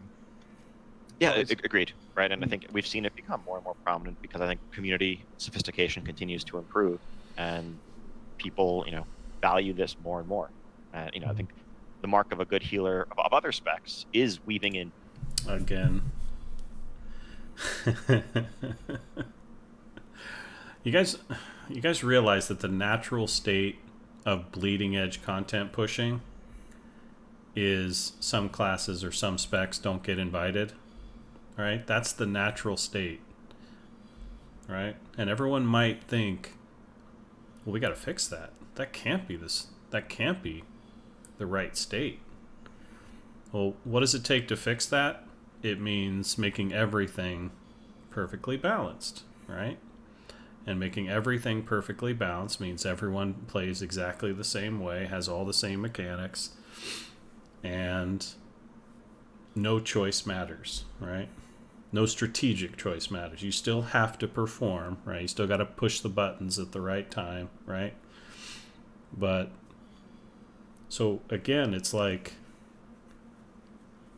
be careful when you push for problems to get fixed without thinking through the ramifications. Because it's okay. To me, it's okay that bleeding edge content, doesn't take every spec. It's not ideal, right? Obviously. But it's okay. Because that's what bleeding edge content is designed to do. Bleeding edge content is designed to separate the wheat from the chaff, right? And have you guys collectively, if you're playing at that level, figure out what's best and what isn't, right? That's not to say the whole game should work like that, where, the disparities are so huge that, like Resto Druid never gets invited to anything. And you can certainly make the argument that social stigma is going to push that because all of the stigma is being created at the top end and it gets pushed down, right? One, that's not as big a problem as you think. And two, again, you need to work on the disparities, right? The differences between those things. And it's okay that at the end of the day, to do bleeding edge content, you got to make some tough choices. You got to do some things that are designed to help you get through that bleeding edge content. And asking for fairness or equivalency across everything, the way to accomplish that, unfortunately, is homogenizing everything. So, just be careful. Be careful the way you push Ian, because and the dev team, right? Because they're they're operating from a place of fear. They're worried more about upsetting you guys than they are about creating a game that's amazing and that they're in love with and is exciting to play and all that stuff. So they can be pushed, they can be manipulated, but and I say this, but I don't expect you guys to do anything but what you guys do. So and it is on them, but it is interesting. I just wanted to point out the actual reality of what happens when you guys ask for things that you may not be aware of. Damage when you have empty GCDs. Yeah, that's good. It's healers. not just about your HPS; it's about what damage you can do. And so, the couple of specs that excel in both regards are rightly, considered as such. Mm-hmm. It's something we need to make adjustments for. Okay, that's good. Another big concern that I had adjustments from the incoming. Raider friends was obviously the effect of raid cooldowns, individual buffs. This covers a lot of ground, Ian. This was from PI and certainly Anti-Magic Zone. Yeah. Especially from the melee friends out there who look at the very limited raid spots they get amongst all those specs. Yet when something like AMZ is just as good as it is, 2 of those are taken instantly by DKs because they're just making the fight so much easier. And I know there's been some back and forth in previous interviews about we don't want to just give everybody a raid buff. We don't just want to do X and Y, but it's certainly causing frustration, I think is the word we're looking for. I'm wondering what your internal thinking on this is. AMZ is too good. That's, oh no! Sorry, Death Knights. I'm so sorry. Death Knights you convinced dick. me. I thought it was fine, but then you stated the case AMC, so eloquently. you said, Mike, was it? And okay, problem solved. Nerf AMZ. Yeah. This is something Get we can talk fucked. about a bunch. I think I was watching. I think Max had a video recently on raid comps and melee slots, and he was also making the point of there's this finite number of melee slots. Wait, you're telling me in retail WoW, one class has a mechanic that's unique to that class that makes some encounters less difficult? Well, fuck that. Yeah, let's get rid of that shit. Get out of here. I love how he says, well, let's give a raid buff to everyone. We don't want to do that. Why not? That's how you keep everyone in the game when they suck at that particular moment at their whatever. Which separately we would like to increase, but that's more of an encounter design question. Yeah, that's and true. you're currently allocating half of them to DKs. Having a tool like AMZ is awesome. Having tools like Darkness and other things are awesome. I think AMZ is just right. Something like that potentially, yes. Yeah, that's what it used to rogues, be. I think are lacking actually in raid utility. Rogues are And stupid. They don't need raid utility. Rogues can definitely use something there. I think rogues have No. it covered in dungeons, but No, when it comes down No. to they're dumb. currently looking at your raid comp, there aren't enough reasons to say, oh no, we can't sit the rogue because blank. Like, what is that blank? There needs to be something. Just get rid of with rogues. AMZ, it's just a question of magnitude. Honestly, in most situations, arguably, AMZ is perhaps better than a major cooldown like Power Word Barrier, right? Most It's damage is insanely magical, good. so 20% DR on a 2-minute cooldown versus 25% on a 3-minute cooldown. Mhm. Probably take the former in a lot of cases, Yes. and you can stack them easily.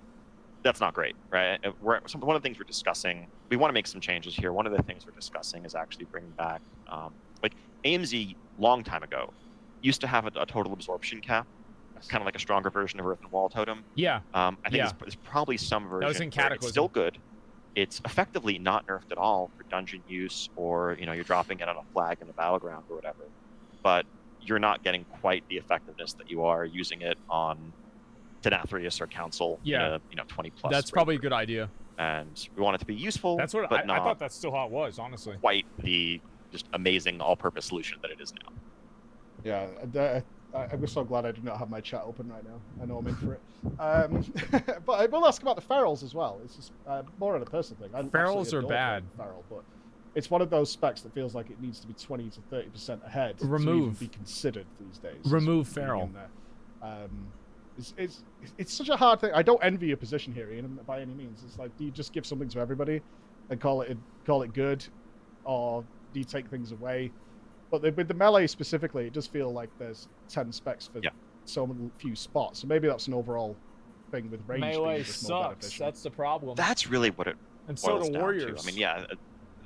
By the way, one of the things we're hesitant to go back down the road of is spec-specific utility, where it's like this particular spec of a class brings a unique benefit that makes people feel like they need to respec or should, go as that thing. It's more about class level utility that we're trying to emphasize. And druids have tons of great utility. It's just that it feels like it's so often better provided by, let's say, Druidkin currently, and that's a little bit of a wow. So yeah, good luck playing the spec you want. You got to play the spec that you have to play, that everyone forces you to play, because you don't bring anything interesting on a spec level. But that's broader true. Spec balance issue. But a lot of this just comes down to how many slots are seen as viable for melee in raids. Just make 40-man raids again. I think it was interesting. It's an interesting discussion. Getting back to that Max video I mentioned earlier, like he kind of took it as a given that there's like 5 melee spots, right? You have 14 DPS, you basically have 5 melee and 9 ranged, and then within that, this is the calculus. Like we need to raise that number, and what. You guys want to hear about my answer to like 90% of these questions? You guys want to hear my answer to like 90% of these questions?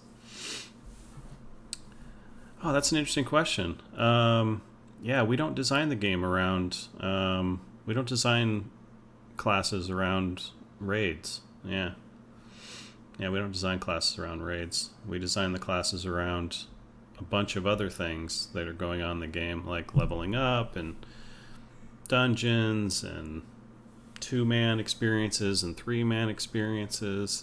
And yeah, we do pay attention to raids and we look for outliers and try to get people invited. But yeah, we don't design the game around just raids, right? Like all of these questions are being answered from like the who's going to get the slot in the 25-man,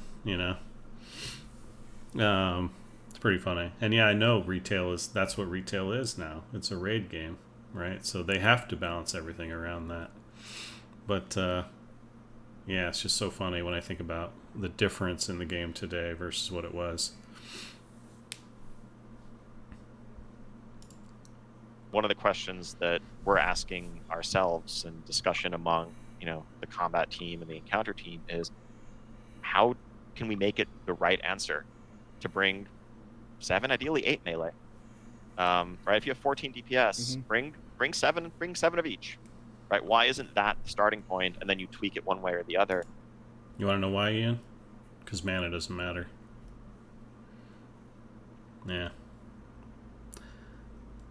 So, if mana doesn't matter, then we used to call hunters back in vanilla safe DPS. Safe DPS.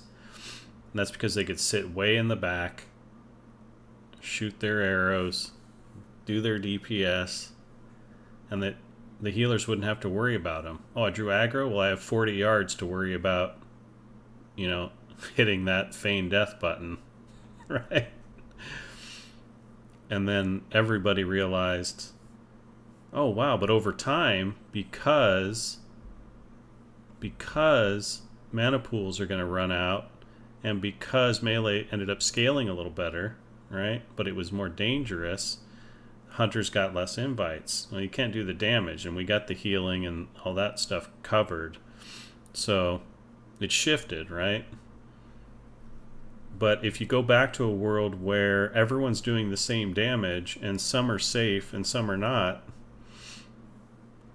then like are most of the mechanics still like melee unfriendly? And it doesn't matter because their resources are kind of unlimited, right? So, and I don't even know that much about the raid game. I'm just guessing. It's just guesswork based on what I've seen from like mana pools and their approach, you know? So it's like, there you go. And in that world, it'd be much easier to justify a much more diverse raid composition, right? I think that currently it feels like, oh, you can't possibly justify more than one rogue, but meanwhile you have 3 mages over there, or 3 warlocks, or 3 hunters. Because they do more damage too. So that's the angle we're trying to tackle. They've got more utility. Just be wary of listing Azumas like Max, because I know. They're a bit all over the place, these young'uns. But yeah, it's getting back to the general topic of utility. I think we're happy with the things, with what things like AMZ or Death Grip or Stampeding Roar or whatever bring to the raid. The strongest raid should be a diverse one with all classes represented. 18 and mages. Create situations where those classes and specs get to shine, get to have their hero moments where you're building your strat around, okay, the priest is going to go over here and life grip the tank across the gap or whatever else. Like, we want those tools to exist. And yeah, special. that's really cool. And so it's just a question 100%. of, again, as always, finding a middle ground and navigating the competing pressures from all sides. That's good. Okay. We've only got a couple of minutes, so I'm going to do a couple of questions that people desperately want me to ask. How do you feel the AoE cap is working out? Sucks dick, Ian. Overall, it sucks dick. Tell me it sucks dick. Is there some room for maneuver there? Because it does feel pretty horrible. It sucks dick. Everybody from Transmoggers to but I like things that feel suck kind dick. Of awkward with I the like them. The AoE cap is actually implemented. Yeah, I mean, it's definite room for continued things that suck there. dick aren't bad. They're not legacy bad. Content farming and things like that. That's not really the point. This wasn't a new design in many ways. This was going back to how abilities like Whirlwind and other things have traditionally worked. That's so dumb. I think the way Mythic Plus... That's so dumb. There's a lot that we're talking about, in terms of the dynamic of Mythic Plus in general. It's certainly, a pain point. You're this not doing it right. Of uncapped AoE being so potentially strong if you can do giant pulls. Therefore, the way to approach dungeons is to do giant pulls. Who But cares? then also, you can't survive face tanking those pulls. So now the way to tank is to kite everything. There's this kind of general feedback loop there. We still hold to the goal of niches and wanting there to be people who excel at 4-target cleat, at 2-target cleat, people Warriors. who excel at more traditional 10-target AoE or whatever Warriors. else. And I think we're moving in the right direction, but we have a lot of work still to do. And I like this. Certainly a world where uncapped. I like this. Different classes bring different mechanics based on the composition you have. You got to modify your tactics. Guess what comes back in? Crowd control, baby. Oh, crowd control. Maybe mana mattering. Maybe. It's gonna be tough to do though, because one of your tanks is a kiter. He's a very good kiter. That might be a problem. That might be a little bit of a problem. Whoops. AoE is still king, but only a handful of people get it. Is that's bad. Not where we want to Yeah, end up. that's bad. No, the scaling gets pretty wacky on that. Yeah. Very quickly. very quickly. One last question for you. What is World Quest 2.0? 'Cause I know it sounds very memey, but genuinely, I'm very The confused 2.0 on, is the amount of time it I did all takes. these alt titles recently, 2.0 and I couldn't think of a times single reason to the go time. do World Quests or callings. It was very off-putting. They just seem to awesome. be longer, is how it felt. Yes. Was that something that get explored I was talking fully about in this development today. and there's more to come there?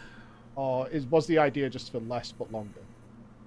It's not really fewer so much as I think one of the biggest things that has to do with place or lack thereof of world quests in the current in-game loop is the lack of artifact power. I don't know that anyone's clamoring for the return of that, No. but it always felt like, going back to Legion, that was the primary reason. Like in Legion, you needed world quests for artifact power from your emissary cache as well, and early on for legendaries, the chance at legendaries from your emissary. Yep. BFA was pretty similar. If you were trying to get AP, you'd clear the map. Right now it's the best way to get anima, but that is pretty much an entirely optional system, and some folks engage with it, some folks don't. Our goal with changing world quests to add, to make them longer, add multiple stages to some of them, was actually to shift the ratio of doing content time to travel time. And because it felt like by late BFA especially, world quests were like, I spend 85% of my time traveling from place to place. You said that in Legion. And like 15% of my time, killing this one mob or rounding up these things and quickly clicking them and then moving on to the next space. And the goal was just, hey, more time not on your mount, using your class abilities, playing the game. But we agree that where we've landed, the rewards loop is not one that is really terribly satisfying or rewarding for a ton of people. 9.1 offers a chance to change that to some extent going forward. But as we evaluate the role of world quest, check it out. Now the monsters come to you. You don't even have to leave the town. They just come to you. Let them do the travel time. They're not going to complain. And if they do, it's in a private forum that nobody listens to. Fuck them. Let the mobs come to you. They bring the anima to you. Fixed. We want depth and variety, but also a reason for people to do them. That monsters in your just mailbox. That's right. Okay. If I could leave it a teaser, one of the best What's in features here? I've had in World of Warcraft for a long time was the Mage Tower. And it gets brought up in every interview you have, I'm sure. But That was a good 9.2, you mentioned there's some huge things on the mission horizon. table. Are we going to get the Mage Tower? Are we looking to that? Because I also remember, to clarify the scene, I remember how miserably it was initially received. Because so many players just couldn't do the Mage they're Tower. And so fucking garbage. Bad at the game. But then it became overwhelmingly popular. Yeah. Is there anything that this is solo adventure, solo challenge that people can plug away at, work at, something like that, that isn't Torghast, which, like you said earlier, is designed to be one? Is there something like that in the works? Not a repeat, obviously, but something like that? Nothing exactly like the Mage Tower in the near term, but we share your love for it and the community's affection for it, and it's something that It's just so good, right? We share your love for this game thing that called the Mage Tower that many of you enjoyed. We identify that you guys had a lot of fun with that. Are we going to do anything like that in the future? Fuck no. No way. Good God. You guys had fun with that? Please. want to find another place for. Some of it is also the idea for the Mage Tower actually started from the rewards. Like, we had these artifact appearances that were incredible that we wanted to give out, wanted to come up with a way to give them out. And so we had, hey, you get this one from doing organized raid content, you get this one from doing PvP. Ian, what if we have one that's all about solo achievement? Oh, I want it. We need something that makes that a carrot is kind of a carrot on a stick is kind of a crappy phrase for it, but it's like, what's the thing that's so exciting that makes you want to persevere, that makes you want to go through all of that learning, all of that progression?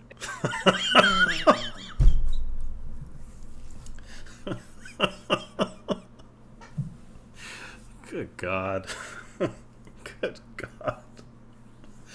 Because it's fun, Ian. That's why we want to do it. We want to do it because it's fun. No, don't be ridiculous. You can't compute that.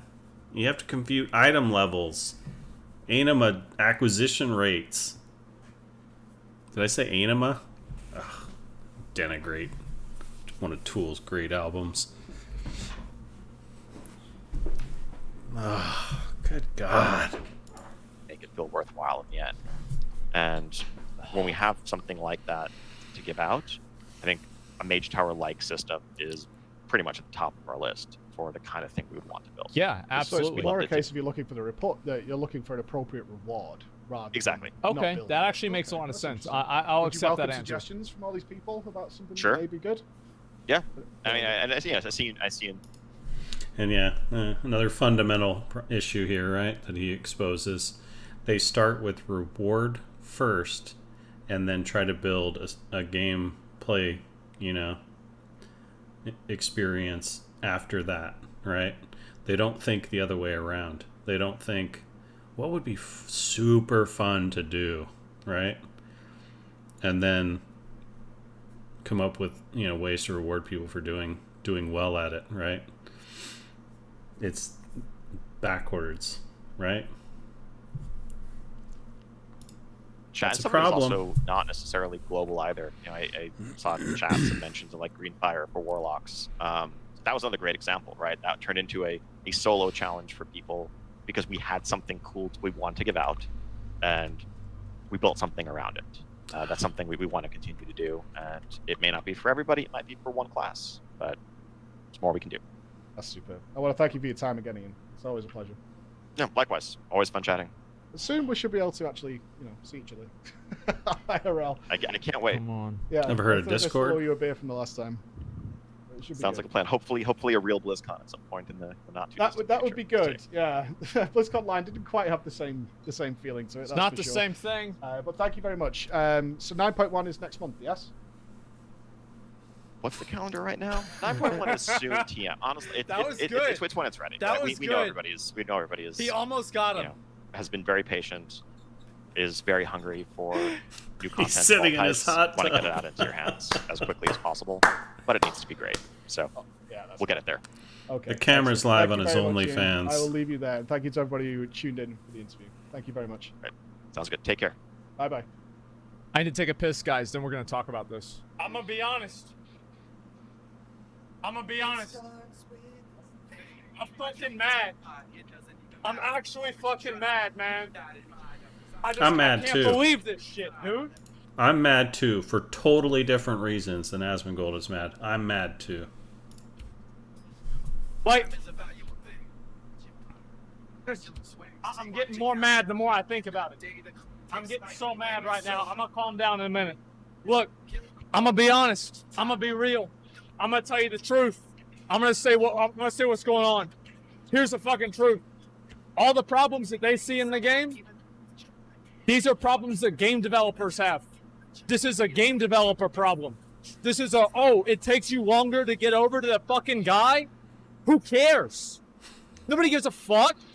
It doesn't matter. This is a problem that they invented. This is a problem that they created. World Quest 2.0. The only 2.0 is the multiplier on how long it takes. It's embarrassing. I wrote down some notes. The way they fix the conquest cap is simple. You just make it to where it's percentage-based wins for how much conquest you get. Problem solved. That way you don't have to do 5,000 games at the end of the season. That's all you need to do. Number 2. I'm writing some notes. Nobody levels an alt to do a world quest. People level an alt to complete the end game. It's not important. It's not meaningful. And it doesn't matter if you have to do your Covenant campaign again. Nobody wants to do Torghast 2 times in a row. Nobody wants to go around and sit around and fuck around with doing world quests again. Like, chores should be account-wide. Content should not.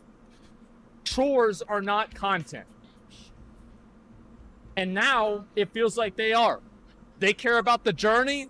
I want to meet the person that levels 8 characters to do the same fucking world quest where you have to get a fucking disguise to make you invisible, to have to run 10 minutes to kill an NPC that half the population's too fucking stupid to know that you have to pickpocket, so they go over there and they kill it, and then it doesn't drop the item, and then you have to wait for it to respawn, and you have to sit there for 15 minutes for no reason.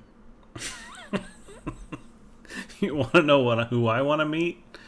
I want to meet the game designer on the team that's whose job it is to care about the journey. Does that guy exist? That's what I want to meet that guy. Whose job? Whose job is that? I'm so sick of this shit. I can't even talk. Fuck! Here, let me do a little visual. All right, we're good. Thanks very much for watching, everyone. Really appreciate it. Oh, it was a little bit cathartic. I've had a little rage. I got it out a little bit. If you love retail, God bless you. I'm not here to say you shouldn't be having fun. I don't like retail. I don't like to play it. I think it's not well designed. It's a huge departure from what Vanilla WoW started out as in terms of philosophy and execution. So I bash it a lot. I apologize if you don't like that. Obviously, you know, some of you are enjoying retail still for what it is. I'm happy that you find joy out of it. I believe there's still a ton of untapped potential in retail, as many of you probably agree, even if you're enjoying it. And so I push. I demand better. I push to try to get better, like many of you do. So, and I'm in this weird, unique position of, you know, having actually worked on the game back in the day. So, yeah, I hope you enjoyed the video. Please gently, just ever so gently, massage that like button if you did enjoy it. And I promise you'll only have to do it once. You won't have to do it 10 times on this one video in particular, you know, because that would be kind of a chore. So just gently massage it the one time, and I really appreciate it. And thanks for watching, and we'll see you guys next time.